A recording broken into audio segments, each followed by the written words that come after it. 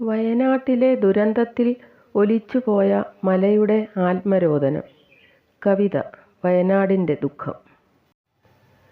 എത്ര യുഗങ്ങളായി എത്രയെങ്കിർവോടെ ഉന്നത ശീർഷനായി നിലകൊണ്ടു ഞാൻ. ഹരിതാഭ തൂകുന്ന കമ്പളം ചാർത്തി ഞാൻ ആകെ തളിർത്തുല്ലസിച്ചു നിന്നു. എത്ര യുഗങ്ങളായി എത്രയെങ്കിർവോടെ ഉന്നത ശീർഷനായി നിലകൊണ്ടു ഞാൻ. ഹരിതാഭ തൂകുന്ന കമ്പളം ചാർത്തി ഞാൻ ആകെ തളിർത്തുല്ലസിച്ചു നിന്നു. പക്ഷി മൃഗാദികൾ കന്നവുമേകി ഞാൻ പാർപ്പിടമേകി വസിക്കുവാനായി.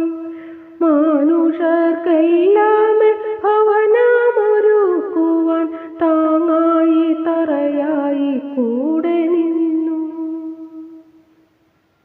പക്ഷി മൃഗാദികൾ കന്നവുമേകി ഞാൻ പാർപ്പിടമേകി വസിക്കുവാനായി.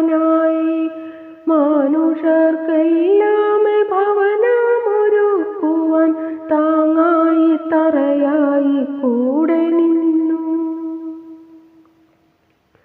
എത്രയോ പുഷ്പങ്ങൾ എൻ മുന്നിൽ പൂവിട്ടു, എത്രയോ പുതുജന്മമുടലെടുത്തു.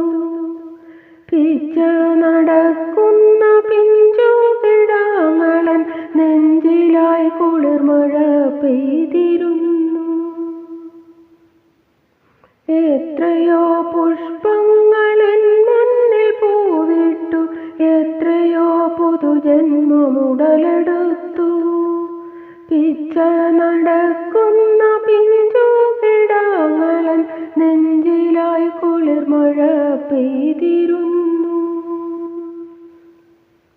കലപില കൂട്ടുന്ന കുഞ്ഞിളങ്കിളികളും മധുഗാനം തൂകുന്ന കോകിലവും പാറിപ്പറക്കുന്ന വർണ്ണപതംഗവും എന്നുമെന്നാത്മാവിൻ രോമാഞ്ചമായി.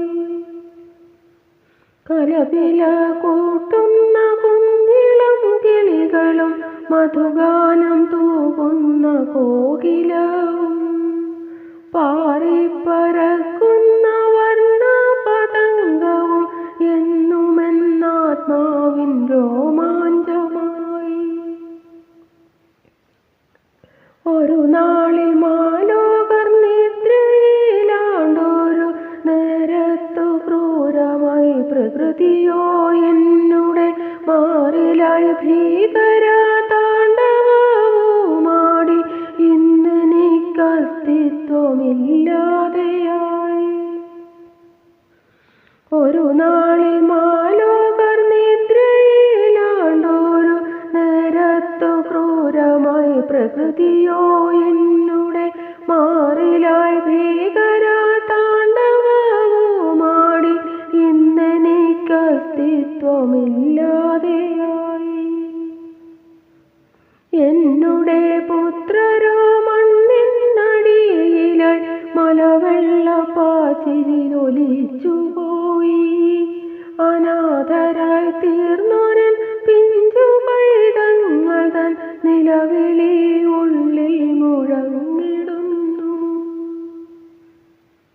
എന്നുടെ പുത്രരോ മണ്ണിനടിയിലായി മലവെള്ളപ്പാച്ചിലൊലിച്ചുപോയി. അനാഥരായി തീർന്നൊരൻ പിഞ്ചു പൈതങ്ങൾ തൻ നിലവിളി